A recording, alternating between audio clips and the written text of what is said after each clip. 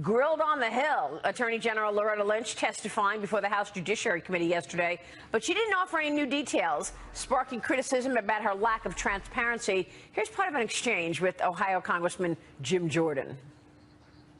General Lynch, who made the decision that no charges would be brought against Secretary Clinton? Congressman, with respect to that decision, I had determined that I would accept the recommendation of the team. So I made that known. Who ultimately made the decision? I made that known, and then when the recommendation was given to me, I did accept that recommendation. So did you ultimately make that decision, or did Director Comey? Well, Director Comey was part of the team. Who ultimately made the decision? So the team consisted of prosecutors and agents. That did include Director Comey, I want to know where the buck others. stops. Who made the decision? As I indicated before, I had previously decided that I would accept their recommendation. I want to bring in Thomas Dupree, Jr., former Deputy Assistant Attorney General. Thomas, thanks very much for joining us. What's your take on this testimony yesterday, and keeping in mind of all of the events that happened going into this, including that private meeting between Bill Clinton and Loretta Lynch on her plane? Well, I think yesterday's testimony really didn't add anything, Maria. You know, we heard from the exchange that the Attorney General was not at all forthcoming about who the ultimate decision maker was. And look, I think this ultimate outcome would be a lot easier to swallow if it hadn't been preceded by all those hijinks and shenanigans by Bill Clinton visiting the Attorney General on the plane and that sort of thing. So we've now heard from the FBI director, we've heard from the Attorney General herself, and I think, frankly, we're still searching for answers as to who made the decision and what was the basis for the decision. Do you think people see this as rife with conflict as it looks? I mean, you know, she basically says, I'm going to accept the decision of Comey, and basically suggests to Comey what to do. Well, it was up to the decision of the prosecutors and not the head of the FBI. Ultimately, it is a prosecutorial decision.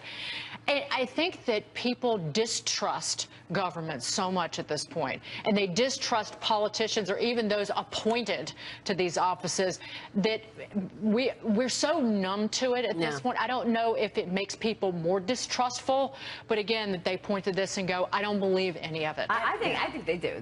It makes them more distrustful. Her refusing to answer the question directly, to me, is the same as saying it was me. Right. But I don't want to have to take all these questions about what I was doing, talking to his or her husband on a plane right before all Also, Director Comey said no reasonable prosecutor would do that. So I find saying even that makes it interesting that he used that adjective to describe. He could say no prosecutor would really bring this, but he said no reasonable one. Yeah, why? Yeah, exactly. It makes no sense. Thomas, what about that?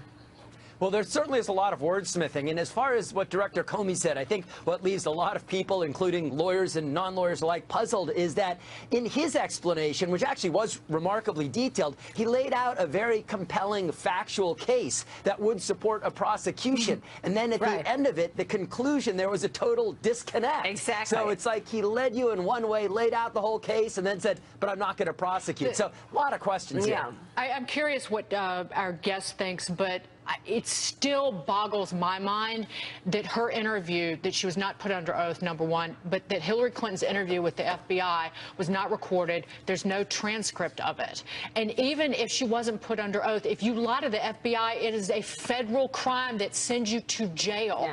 And they had no intention of looking into what she said and saying, hey, you just lied, we're going to go out. But he didn't look. He didn't look at the congressional testimony. Right. And which is so extraordinary. Well, these Republicans have now referred that to the FBI. Exactly. We want you to investigate. This gets back to the distrust as well, because James Comey even said, listen, if anybody else says this, we're going to prosecute him to the fullest extent of the law. Which is the fascinating part. So it's like she's okay getting away with it because she didn't intend to. But, you know, if anybody else out there does it, we're coming after you and we're coming hard.